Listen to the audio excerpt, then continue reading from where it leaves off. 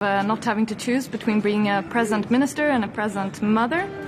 ইউরোপীয় union EU মন্ত্রীদের একটি দীর্ঘ বৈঠক চলছিল। বিষয় ছিল জলবায়ু পরিবর্তন নীতি। কিন্তু আলোচনার টেবিলে হঠাৎ এক নতুন অংশগ্রহণকারীকে দেখে চমকে ওঠেন সবাই। এ সময় সবার নজর কাড়ে অপ্রত্যাশিত এক অতিথি। তিনি আর কেউ নন, মাত্র ৩ মাস বয়সী এক শিশু। মন্ত্রীদের এমন বৈঠকে কোনো শিশুর অংশ নেয়ার ঘটনা এই প্রথম। লুক্সেমবার্গে ইইউ কাউন্সিলের ওই বৈঠকে ছেলে অ্যাডামকে নিয়ে হাজির হয়েছিলেন সুইডেনের জলবায়ু বিষয়ক মন্ত্রী রোমিনা পোরমোক্তারি। বৈঠকের আনুষ্ঠানিক পরিবেশে মন্ত্রীর পাশে দেখা যায় তার শিশু সন্তানকে। রোমিনা জানান, তিনি ইচ্ছাকৃতভাবেই ছেলেকে সঙ্গে নিয়ে বৈঠকে গিয়েছিলেন। প্যারেন্টাল লিভ বা মাতৃত্ব পিতৃত্বকালীন ছুটির নীতিমালার সুবিধাগুলো তুলে ধরতেই তিনি এই কাজ করেছেন।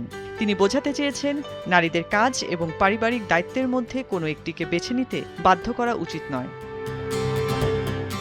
২০২২ সালে দায়িত্ব গ্রহণের সময় রোমিনা পোরমোক্তারি ছিলেন সুইডেনের ইতিহাসের সর্বকনিষ্ঠ সরকারি মন্ত্রী। সম্প্রতি তিনি মাতৃত্বকালীন ছুটি শেষ করে কর্মস্থলে ফিরেছেন। অন্যদিকে তার স্বামী বর্তমানে সন্তান লালন পালনের জন্য ছুটিতে রয়েছেন, যা আগামী সেপ্টেম্বরে সুইডেনের জাতীয় নির্বাচন পর্যন্ত চলবে। অ্যাডামের দেখাশোনার জন্য তিনিও রোমিনার সঙ্গে লাক্সেমবার্গ সফরে গিয়েছেন।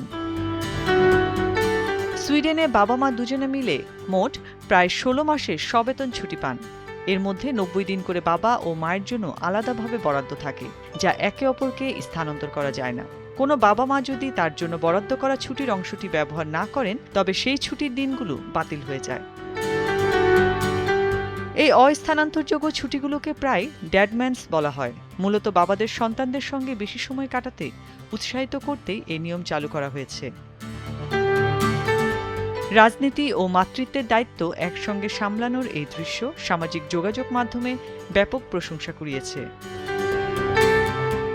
অর্ণব নাসির, ভোরের কাগজ।